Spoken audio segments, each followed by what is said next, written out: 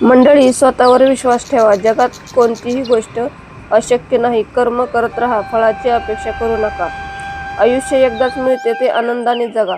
प्रत्येक अपयश ही यशाची पहिली पायरी असते. वेळेची किंमत जो ओळखतो तोच खरा यशस्वी होतो. नमस्कार मंडळी, शीतल ब्लॉग या मराठी यूट्यूब चॅनलमध्ये मी तुमचे मनपूर्वक स्वागत करते.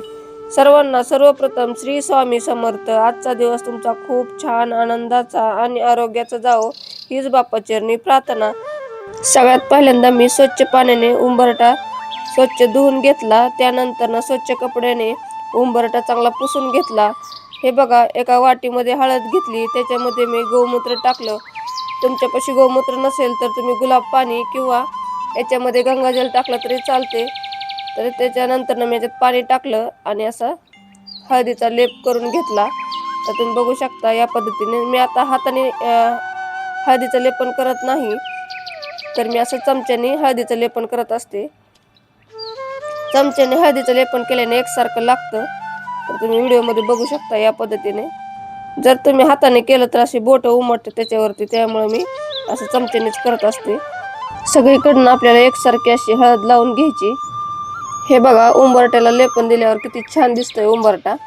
तर सगळीकडनं आपल्याला एकसारखं असं लेपन लावून घ्यायचंय. जर तुम्हाला हाताने जमत असेल तर तुम्ही हाताने लावू शकता. तर हे बघा, उंबरट्याचं लेपन होऊस तर आपण तुळशीची पूजा आणि सूर्यनारायणची पूजा करून घेऊयात. हळदीचे लेपन केल्याने घरातील होणारे शुभ परिणाम. दररोज सकाळी उंबरट्यावर हळद लावण्याची परंपरा आपल्या संस्कृतीत खूप महत्त्वाची मानली जाते. हळद ही पवित्र, शुभ आणि मंगलाचे प्रतीक आहे. असे मानले जाते की उंबरट्यावर हळद लावल्याने घरात सकारात्मक ऊर्जा टिकून राहते आणि वातावरण प्रसन्न वाटते. उंबरठा हा घराचा प्रवेशद्वार असल्यामुळे त्याची स्वच्छता आणि हळदीने पूजा केल्याने लक्ष्मीचे स्वागत होते. तसेच हळदीमध्ये नैसर्गिक जंतुनाशक गुणधर्मही असतात, त्यामुळे स्वच्छतेलाही मदत होते. मी उंबरट्याचं लेपन मंगळवारी, गुरुवारी, शुक्रवारी, पौर्णिमेला आणि सणांच्या वारी असे हळदीचे लेपन करून घेत असते. आणि हळदीचे लेपन झाल्यानंतर अशी रांगोळी काढायची, त्याच्यावर एकदम छान दिसतं. सकाळी घराचा उंबरठा स्वच्छ करून त्यावर रांगोळी काढल्याने घरात सौंदर्य वाढते आणि घरात प्रसन्न वातावरण निर्माण होते. स्वच्छ उंबरठा आणि सुंदर रांगोळी हे शुभ मानली जाते आणि समृद्धीचे स्वागत करतात.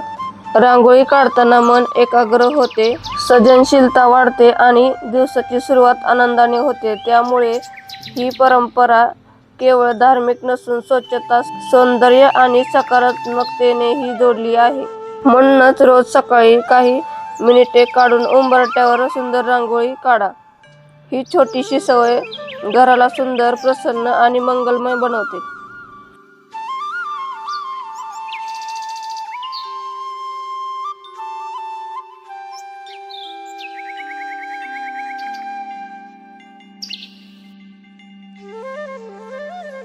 उंबरठा पूर्णपणे सुकल्यानंतरच आपल्याला रांगोळी काढून घ्यायची आहे. तर हे बघा मैत्रिणींनो, माझ्यापाशी असे लक्ष्मीच्या पावलांचे साचे आहेत छोटे छोटे. उंबरठा जेवढा आहे जेवढा उंबरट्याची पट्टी आहे ना, तेवढे मी असे छोटे छोटेसे रांगोळीचे साचे आणलेले आहेत. तर त्याने रांगोळी एवढी छान होते ना, खूप छान होते रांगोळी. आणि वेळ बी लागत नाही. सकाळच्या धावपळीमध्ये अशा हाताने काढायला रांगोळी खूप उशीर लागतो, त्याच्यासाठी मी असे साचे आणून ठेवल्यात. हे बघा, असे फुलं काढून त्याच्यानंतर वेगवेगळे कलर द्यायचे आणि असं बोटाने फिरवून घ्यायचं. रांगोळीचे कलर वेगवेगळे दिले की असं बोटाने फिरवून घ्यायचं आणि त्याच्यावरती असे पांढरे टिपके रांगोळीचे ठेवायचे. आणि हे बघा, अशा गुलाबाच्या पाकळ्या ठेवल्यात. तर एवढा छान दिसत होता ना उंबरठा, खूप छान दिसत होता. सकाळी एकदम प्रसन्न वातावरण वाटत होतं. तर तुम्ही असं एकदा रांगोळी काढून बघा आणि तुमच्या इथं बी असे रांगोळीचे साचे भेटतात का बघा. तर हा बी माझा रांगोळीचा साचा आहे फुलाचा, बघू शकता तुम्ही. असं हे बघा, अशी रांगोळी काढून घेतली. याच्यावरती बी अशी थोडी थोडीशीच रांगोळी काढायची, एकदम टाकायची नाही, नाहीतर मग एकदम असं जाड होतं. त्याच्यामुळे अशी हळूहळूच रांगोळी टाकायची आपल्याला. हे बघा, आता मी जिथं गॅप आहे ना फुलाचा, तिथं मी असे पिवळ्या रांगोळीचे टिपके दिला.